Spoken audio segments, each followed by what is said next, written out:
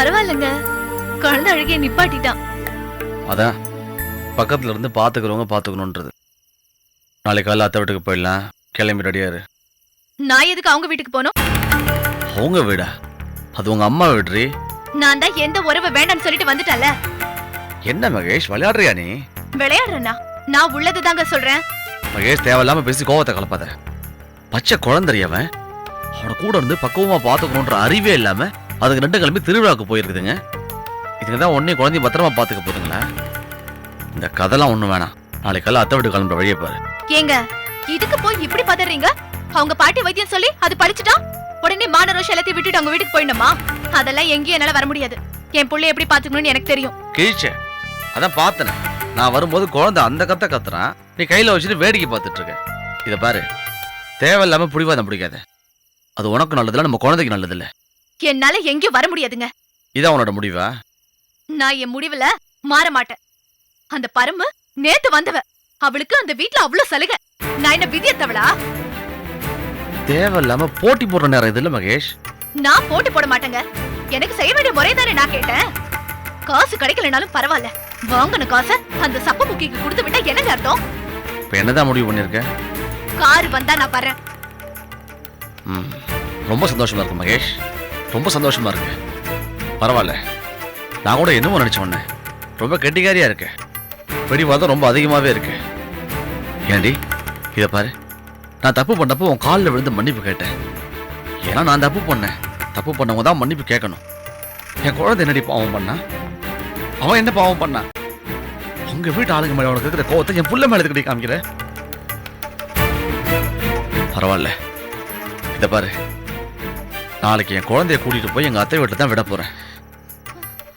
அதுக்கப்புறம் இஷ்டம்.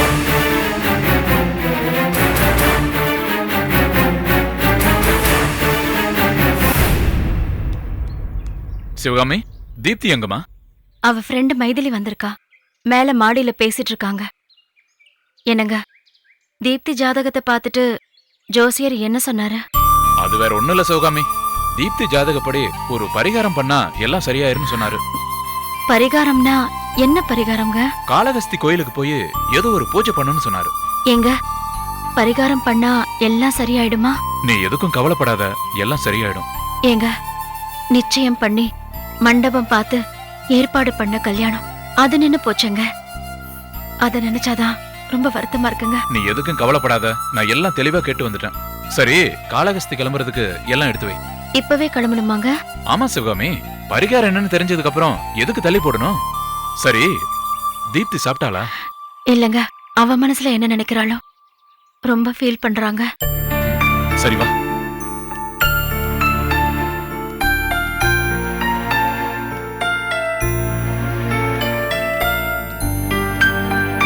என்ன மைதிலி, எப்ப வந்த? இப்பதான் வந்தேன்.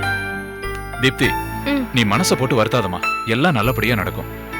உனக்கு காளகஸ்தியில ஒரு பரிகாரம் பண்ணணும்னு ஜோசியர் சொல்லிருக்காருமா, நீயும் எங்க கூட வரணுமா? அப்பா, எதுக்குப்பா இதெல்லாம்? எனக்கு இதெல்லாம் கொஞ்சம் கூட நம்பிக்கையே இல்ல. அம்மா, உனக்கு நம்பிக்கை இல்லனாலும் எங்களுக்கு நம்பிக்கை இருக்கு. ப்ளீஸ் கிளம்புமா. அப்பா, என்னப்பா? எங்களுக்காக நீ கிளம்புறமா? என்ன தீப்தி இது? அதான் அப்பா கூப்பிடுறாருல, போக வேண்டியதானே? இல்ல மைதிலி, இது பரிகாரம் பண்ணலாம் போற பாவம் இல்ல. நான் ராஜேஷ்க்கு பண்ண துரோகம். ஹே, என்னடி இன்னும் நீ அதே நினைச்சிட்டு இருந்தா எப்படி?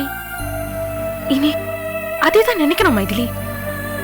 பாரு, எல்லாம் சரி பண்ணலாம்னு நினைச்சேன், ராஜேஷ் கிட்ட பேசலாம்னு நினைச்சேன். ஆனா அவனுக்கு அங்க கல்யாணம். அப்போ அதுக்கு என்ன அர்த்தம்? நான் பண்ண தப்புக்கு தண்டனை அனுபவிக்கணும் தானே? இதுல பரிகாரம் பண்ணி என்ன ஆக போகுது? இன்னும் சொல்ல போனா எனக்கு இந்த கல்யாணம் இதுக்கு மேல எல்லாம் அன்னைக்கே வெறுப்பு வந்துச்சு. உயிருக்கு உயிரா காதலிச்சேனே, இறக்கமே இல்லாம தண்டிச்சேனே, எனக்கு இது வேணும். இங்க பாரு தீப்தி, இப்ப நீ உன் மனசுல எதையுமே முடிவு பண்ணாத. எங்க அம்மா அடிக்கடி சொல்லுவாங்க, ஒன்னு தட்டி போச்சுன்னா இன்னொன்னு கண்டிப்பா நல்லதுதான் நடக்கும்னு. உனக்கு இவனை விட நல்ல மாப்பிள்ளை கிடைப்பாண்டி. எனக்கு என் ராஜேஷ் கிடைப்பானா? இங்க பாரு தீப்தி, நான் உன் ஃப்ரெண்டா சொல்றேன். இப்ப நீ உன் மனசுல ஏகப்பட்ட குழப்பத்தோட இருக்க. உனக்கு ஒரு சேஞ்ச் தேவைப்படுது. அப்பா சொன்ன மாதிரி நீ பரிகாரம் அதுதான் போக வேண்டாம். வீட்டை விட்டு வெளியே வேற ஒரு இடத்துக்கு போறதா நினைச்சுக்கோ. ரிலாக்ஸா போயிட்டு வாடி. இல்ல நடக்கிறபடி நல்லதாவே நடக்கும். நீ ஏன் உன் கற்பனையை வளர்த்துக்காத. கிளம்பு.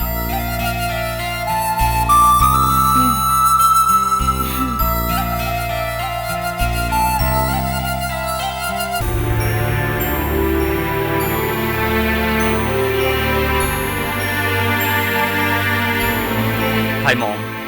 மாம் மாம் மாம் என்ன மாம் என் மேல ஏதோ கோவமா? எனக்கு ஏன்பா உன் மேல கோவம்? எனக்கு என் மேலதான் கோவம். மாம் என்ன மாம் சொல்றீங்க?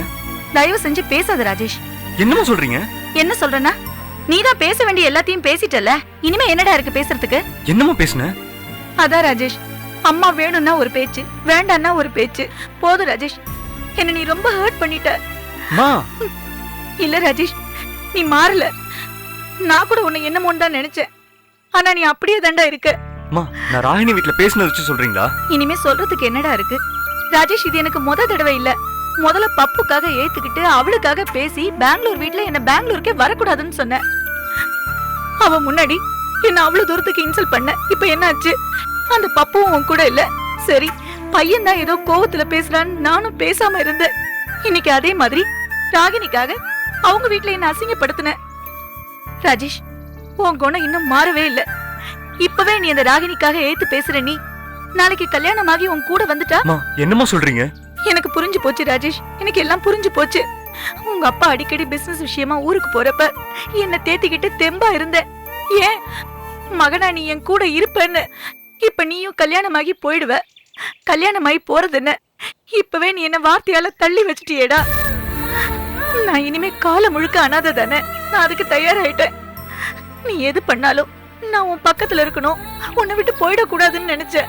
ஆனா இப்போ நீயே என்ன போன்னு சொல்லாம சொல்லிட்டியேடா.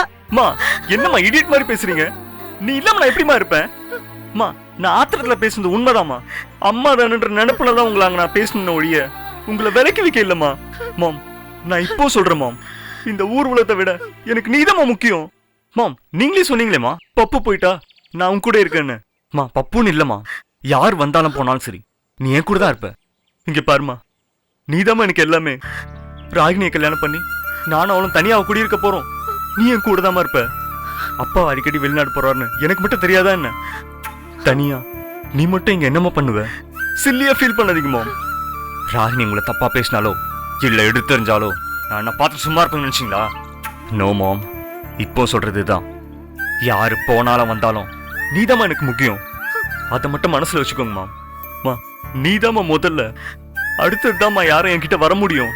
மாம் நீங்க இவ்வளவு தூரம் ஃபீல் பண்ணாதீங்க மாம். எனக்கு ரொம்ப கஷ்டமா இருக்கு மாம். சாரி மாம், நான் பேசுறது தப்புதான் மாம், என்னை மன்னிச்சிருங்க மாம். இல்ல ராஜேஷ், நீ பட்டுன்னு பேசுனதும் எனக்கு ரொம்ப கஷ்டமாயிடுச்சு. சரி அதை விடு. இப்பதான் நீ சொல்லிட்டியே எல்லாம் நீ தானே. எனக்கு அது போதும் ராஜேஷ், அது போதும். உனக்காக தான்டா நான் வாழ்றேன். ஓகே மாம்.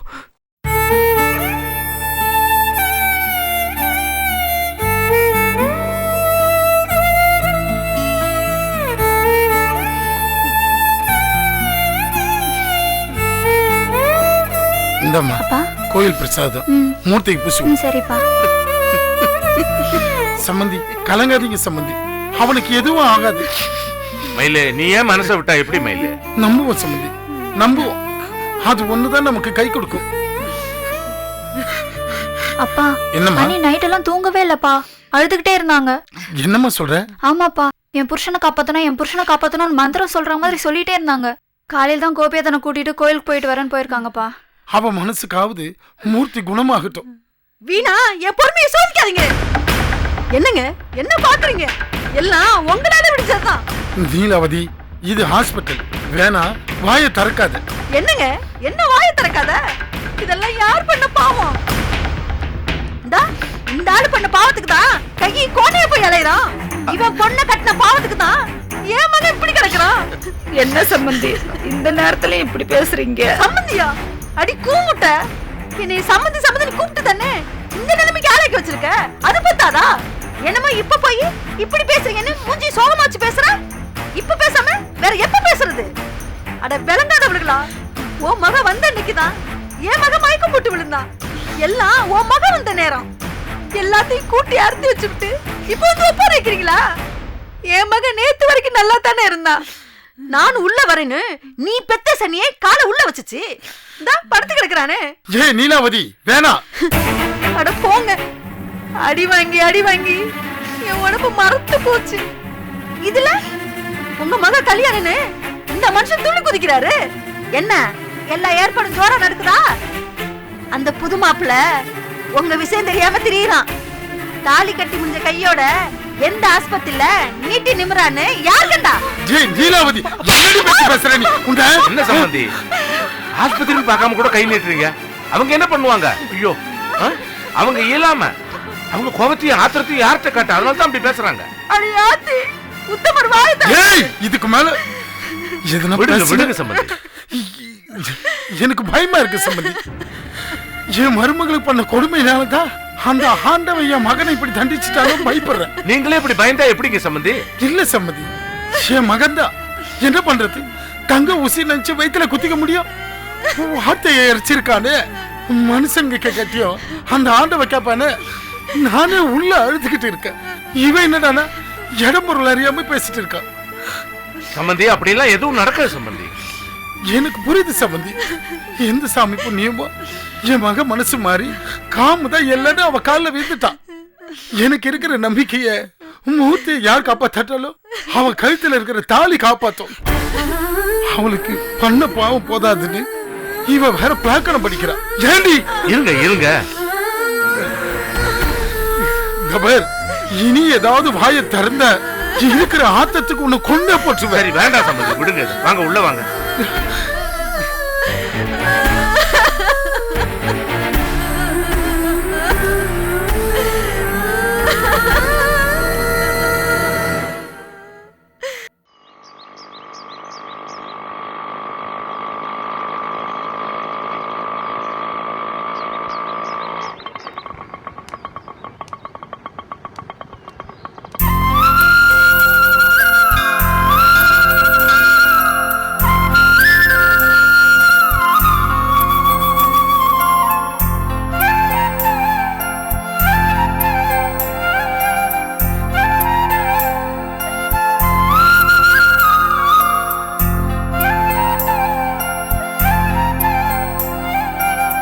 சாமி, என் தங்கச்சி நான் சொன்னேன்ல. எல்லாமே உன் அண்ணன் சொன்னார்மா.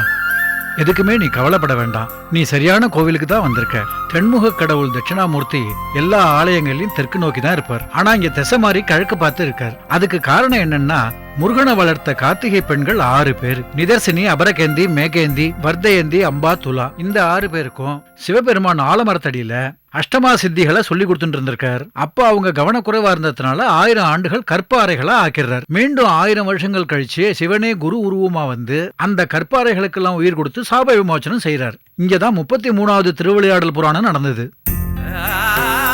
இங்க இருக்கிற ஆலமரத்தடிய தட்சிணாமூர்த்திய மனசுல நினைச்சுட்டு 108 தடவை சுத்தி வாங்க. உங்க பிரார்த்தனை நிறைவேறும். எதுக்கும் கவலைப்படாதேள். உங்க பேர் நட்சத்திரம் சொல்லுங்க.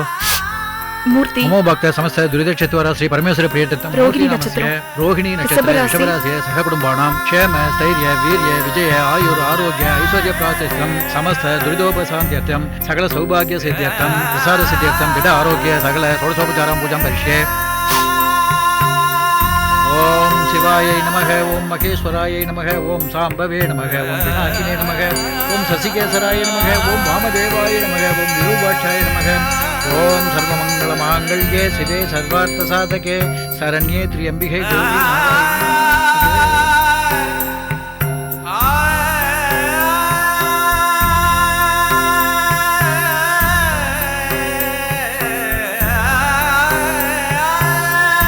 பிரகாரம் சுத்தி வாங்க.